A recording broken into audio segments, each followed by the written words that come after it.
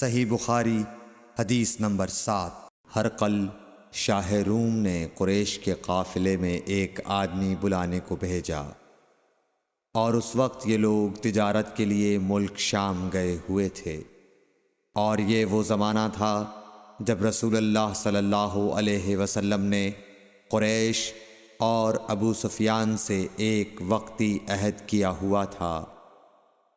جب ابو سفیان اور دوسرے لوگ ہرقل کے پاس ایلیا پہنچے جہاں ہرقل نے دربار طلب کیا تھا، اس کے گرد روم کے بڑے بڑے لوگ، علماء، وزراء و امراء بیٹھے ہوئے تھے۔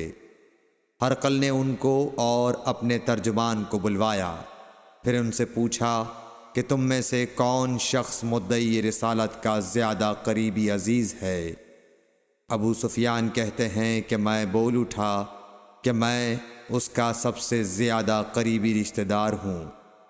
یہ سن کر ہرقل نے حکم دیا کہ اس ابو سفیان کو میرے قریب لا کر بٹھاؤ اور اس کے ساتھیوں کو اس کی پیٹھ کے پیچھے بٹھا دو۔ پھر اپنے ترجمان سے کہا کہ ان لوگوں سے کہہ دو کہ میں ابو سفیان سے اس شخص یعنی محمد صلی اللہ علیہ وسلم کے حالات پوچھتا ہوں، اگر یہ مجھ سے کسی بات میں جھوٹ بول دے تو تم اس کا جھوٹ ظاہر کر دینا۔ ابو سفیان کا قول ہے کہ خدا کی قسم اگر مجھے یہ غیرت نہ آتی کہ یہ لوگ مجھ کو جھٹلائیں گے تو میں آپ صلی اللہ علیہ وسلم کی نسبت ضرور غلط گوئی سے کام لیتا۔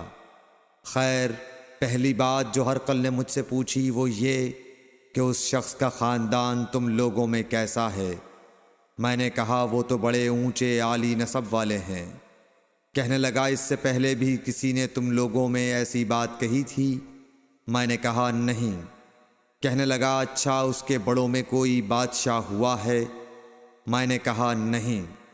پھر اس نے کہا بڑے لوگوں نے اس کی پیروی اختیار کی ہے یا کمزوروں نے؟ میں نے کہا نہیں، کمزوروں نے۔ پھر کہنے لگا اس کے تابعدار روز بڑھتے جاتے ہیں یا کوئی ساتھی پھر بھی جاتا ہے؟ میں نے کہا نہیں۔ کہنے لگا کیا اپنے اس دعوی نبوت سے پہلے کبھی کسی بھی موقع پر اس نے جھوٹ بولا ہے؟ میں نے کہا نہیں، اور اب ہماری اس سے صلح کی ایک مقررہ مدت ٹھہری ہوئی ہے، معلوم نہیں وہ اس میں کیا کرنے والا ہے۔